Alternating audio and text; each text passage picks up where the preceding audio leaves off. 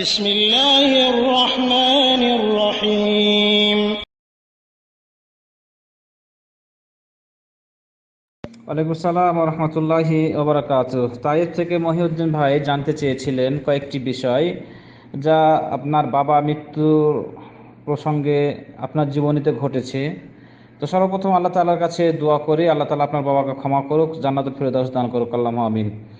প্রথম প্রশ্ন ছিল যে একাধিকবার জানাজা পড়া, একজন মৃত্যু ব্যক্তির ওপরে একবার জানাজা পড়াছে এক জায়গাতে, এখন আরেক জায়গাতে পড়া যায় কি না এই ব্যাপারে। দ্বিতীয় প্রশ্ন ছিল যে মৃত্যু ব্যক্তি যদি ছেলে হয় বা পুরুষ হয় তাহলে ইমাম কোথায় দাঁড়াবে, আর মেয়ে হলে কোথায় দাঁড়াবে। 3 নম্বর প্রশ্ন ছিল যে জানাজার নামাজে সানা পড়তে হবে, সূরা ফাতিহা নয়। তো আপনার সঙ্গে যে সমস্ত ভাইদের তর্ক বা কথা হয়েছে, আমাদের মাঝহাবি ভাইদের যে সমস্ত দলিলগুলো উল্লেখ করেছে, সেই দলিলগুলো আসলে কতটুকু সত্য বা যুক্তিযুক্ত সেই কথাগুলো এখানে উল্লেখ করবেন ইনশাআল্লাহ। ওমা তাওফিক ইল্লা বিল্লাহ, আলাইহি তাওয়াক্কালতু ওয়া ইলাইহি উনীব। সর্বপ্রথম ছিল একাধিকবার জানাজা পড়া। কোনো ব্যক্তি যদি একবার জানাজা পড়া হয়েছে কোনো এক জায়গাতে যেখানে মৃত্যুবরণ করেছে, এখন এই জানাজাটা অন্য জায়গায় আবার নেওয়া হচ্ছে দাফনের জন্য, তাহলে সেখানেও আপনার জানাজা পড়তে পারে বা আপনিও পড়তে পারেন, তাদের সাথে শরীক হতে পারেন। একাধিকবার জানাজা পড়া যাবে এই মর্মে সহি দলিল আছে, কিন্তু পড়া যাবে না মর্মে দলিল যে সমস্ত উল্লেখ করা হয় সেগুলা ব্যাপারে কথা আছে। কিন্তু সহি রেওয়াজ হলো যে একটা ব্যক্তি বা একজন মৃত্যু ব্যক্তির উপরে একাধিকবার জানাজা পড়া যাবে। তার প্রথম দলিল হলো আবু হুরায়রা থেকে বর্ণিত যে কোন এক ব্যক্তি বা মহিলা বা মেয়ে মসজিদের খাদেমা ছিল, সে মৃত্যুবরণ করলে তাকে দাফন করে দেওয়া হয়, যা রাসূল সাল্লাল্লাহু আলাইহি সাল্লামকে খবর দেওয়া হয়নি। তো রাসূল সাল্লাল্লাহু আলাইহি সাল্লাম যখন পরবর্তীতে খবর পেয়েছেন যে মৃত্যু ব্যক্তি বা এই মহিলার মেয়ের দাফন কাফন সম্পূর্ণ শেষ, তো তাকে জানানো হয়নি, এটা কেন জানানো হয়নি তাই রাসূল জিজ্ঞাসা করলেন। তো রাসূল সাল্লাল্লাহু আলাইহি সাল্লামকে বলা হয়েছিল। তো সাহাবীগণ বললেন, হে আল্লাহ রাসূল, আপনি কে খবর দেবো, কষ্ট পাবেন রাত্রিবেলায়, এই মনে করে আপনাকে আমরা জানাইনি। হ্যাঁ, তো যাই হোক, শেষ পর্যন্ত রাসূল সাল্লাম বললেন যে তার কবরটা আমাকে দেখাও। আচ্ছা, রাসূল সাল্লাম আসলেন তার কবরের পাশে এবং তার উপরে নামাজ পড়লেন। এটা আপনার বুখারীর হাদিস, জানাজা অধ্যায়ের 1337 নম্বর, মুসলিমের 956 নম্বর হাদিস। এই দলিল থেকে অনেকে বলেন যে পড়তে পারবেন একাধিকবার। আর একই ব্যক্তি এক জায়গাতে পড়লো আর এক জায়গাতে গিয়েও সেখানেও ওই মৃত্যু ব্যক্তির উপরে জানাজা পড়লো, সে ব্যাপারে দলিল আছে। ইবনে আব্বাস থেকে বর্ণিত হাদিস, তিনি বলেন যে আথান নবী সাল্লাল্লাহু আলাইহি সাল্লাম কবরান ফাকালু, রাসূল সাল্লাল্লাহু আলাইহি সাল্লাম একদা এক কবরের কাছে আসলেন, তারা বললেন, হে আল্লাহর রাসূল, এটা দুফেন মানে এই এই ব্যক্তিকে দফন করা হয়েছে বা কবর দেওয়া হয়েছে, দাফন কাফন করা হয়েছে এই রাত্রিতে, যেটা বলা হয়েছে আল বারিহা, এই গত রাত্রিতে।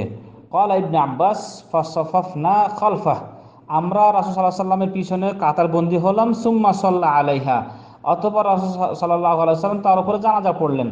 তো এখান থেকে বোঝা গেল যে ইবনে আব্বাস বলছেন যে রাসূল এক কবরের কাছে আসলেন আর সাহাবীগণ বললেনও যে এখানে গত রাত্রি দাফন করা হয়েছে। তার সঙ্গে রাসূল সাল্লাল্লাহু আলাইহি সাল্লামের সঙ্গে সেই সমস্ত সাহাবীগণও ছিলেন, তারাও রাসূলের সঙ্গে নামাজ পড়লেন।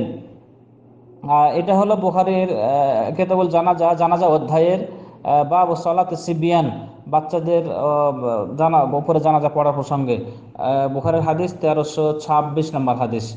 তো এই সমস্ত হাদিস থেকে আলিম উলামাগণ সালেহিন আলী বলছেন যে ফিল হাদিসাইন দালালাতুন ওয়াদিহা আলা ইস্তিহবাব তাকরার সালাতুল জানাজা, যে এই দুই হাদিসের ভিত্তির উপর স্পষ্ট হয়ে গেল, পরিষ্কার হয়ে গেল যে একাধিকবার জানাজা পড়া যায়, এটা মুস্তাহাব, পড়লে পড়তে পারে। হ্যাঁ, কিন্তু যদি কেউ না পড়ে তাহলে কোনো সমস্যা নেই। তো এখানে এটা অস্পষ্ট নয়, কারণ এখানে সাহাবীগণ জানছে যে জানাজা হয়েছে একবার, তারপর আবার পড়া হলো বা তারাও পড়লেন। তো এখান থেকে বোঝা গেল যে জানাজা পড়লে পড়তে পারে, কোনো বাধা নাই। বাধা দেওয়া হারাম, এটা বাধা দেওয়ার কিছু নেই।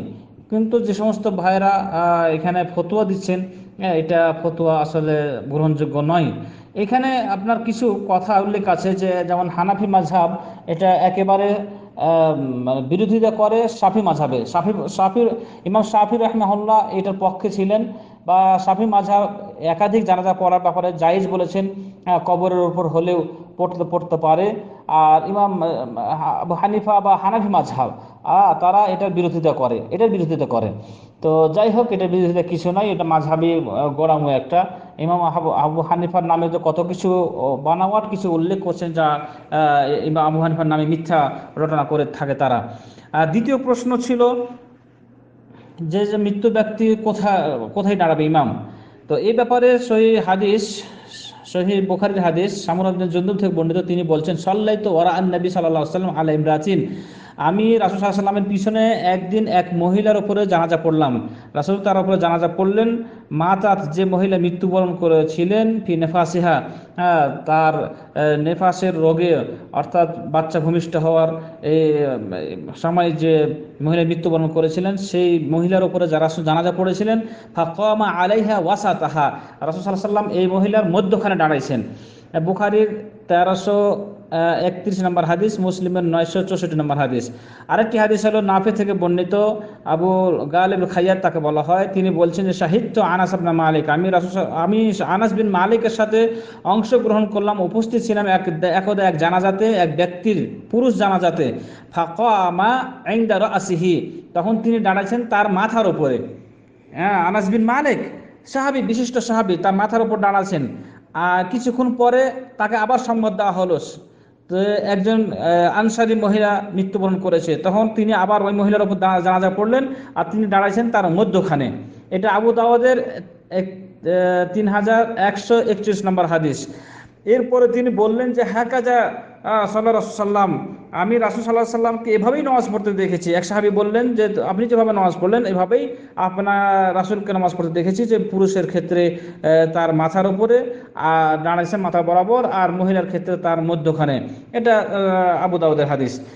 ইমাম ইবনে বাজ রাহমাহুল্লাহ তিনি বলছেন যে কিছু মানুষ বা কিছু ওলামা যারা বলে থাকে যে পুরুষ ব্যক্তির সিনার উপরে দাঁড়াবে, এটা সুন্নাত, এটার কোনো ভিত্তি নাই, এটা জয়ীফ কথা, এটা জাল কথা, এটার কোনো দলিল নাই। এটা মাজমুআ ফতোয়ার 13 নম্বর খণ্ডের 142 নম্বর পৃষ্ঠায়। তো যাই হোক, সকলের ভিত্তিতে বোঝা গেল যে পুরুষের ক্ষেত্রে মাথা বরাবর দাঁড়াবে, মহিলার ক্ষেত্রে মধ্যখানে দাঁড়াবে। এটাই হলো সহিহ। তাদের যে দেওয়া হয় এটা ভুল, এটা মাযহাবী একটা গোঁড়ামো। আরেকটি ছিল যে নামাজে সানা পড়া প্রসঙ্গে আপনি বলছিলেন যে তারা বলে যে সানা পড়তে হবে কিন্তু ফাতিহা পড়বে না। এই মর্মে যে সমস্ত কথা তাদের ভিতরে বলা হয়েছে এটা ভিত্তিহীন কথা। অধিকাংশ মানুষ জানাজা সালাতে সানা পড়ে থাকে, অথচ এর পক্ষে কোনো দলিল নাই। নামাজ 5 ওয়াক্ত নামাজ আর জানাজার নামাজ একটু ভিন্ন। জানাজার নামাজে সানা পড়তে হবে এমন কোনো দলিল নাই। আর সূরা ফাতিহা যে পড়তে হবে না, তারা যে দলিল নিয়ে আসে এটা রাসূল থেকে বর্ণিত কোনো দলিল নাই। একটা যেটা দলিল নিয়ে আসে নাফে থেকে বর্ণিত, তিনি বলছেন আব্দুল্লাহ ইবনে উমর থেকে বর্ণনা করেন যে তিনি জানাজার সালাতে কেরাত পড়তেন না।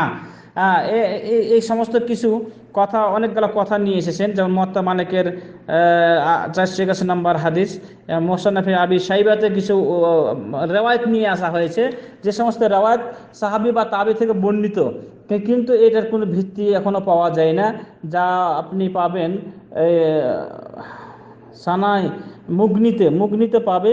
তারপরে তাদের গ্রন্থ, কিছু গ্রন্থ আছে, ফিকহ গ্রন্থে আছে যার ভিত্তি নাই। এটা তাহকিক সম্পর্কে হাদিসটি যেটা নিয়ে আসা হয়েছে, তাবিদের মতামত বা তাদের আমল, সেই ব্যাপারে তাহকিক হলো যে মুসান্নিফ ইবনে সাইবার যে কথাটি নিয়ে আসে, কিন্তু এর বর্ণনা রাসূল সাল্লাল্লাহু আলাইহি ওয়াসাল্লাম থেকে আসেনি। এগুলো সহিহ হাদিসের বিরোধী। যে সমস্ত রেওয়ায়াতগুলো তারা নিয়ে এসেছে এটা তাবি বা সাহাবী থেকে, অথচ রাসূল সাল্লাল্লাহু আলাইহি ওয়াসাল্লাম সূরা ফাতিহা পড়েছেন, সানা পড়েন, এই মর্মে বহুত হাদিস আছে। সুতরাং তাদের রেওয়ায়াতগুলো সহিহ হাদিসের বিরোধী বিধায় তাদের এগুলো ত্যাগ করতে হবে, তাদের এই কথা মানা যাবে না। তো সহিহ হাদিস হলো সূরা ফাতিহার ব্যাপারে 11টি হাদিস আছে, 11টি। ইবনে আব্বাস থেকে বর্ণিত, তিনি বলছেন যে কারা আলা জানাজা ফি ফাতিহাতুল কিতাব, আন্নান নবী সাল্লাল্লাহু আলাইহি ওয়াসাল্লাম কারা আলাল জানাজা ফি ফাতিহাতুল কিতাব। ইবনে আব্বাস বলছেন রাসূল সাল্লাল্লাহু আলাইহি ওয়াসাল্লাম জানাজাতে সূরা ফাতিহা পড়তেন বা পড়েছেন। এটা আপনি পাবেন সহিহ তিরমিজির হাদিস 1026 নম্বর হাদিস, মিশকাত হাদিসটি আছে। এভাবে আরো অসংখ্য হাদিস আছে যা সহি রাওয়ায়াত অনুযায়ী। যাই হোক, অনেক কথা হয়ে গেল। আল্লাহ তাআলা আমাদের সঠিকটা বুঝার তৌফিক দান করুক, সঠিক যেটা আমরা বুঝতে পারি, সঠিক যেটা আমরা আমল করতে পারি। আল্লাহ তাআলা আমাদের তৌফিক দান করুক। জাযাকাল্লাহ।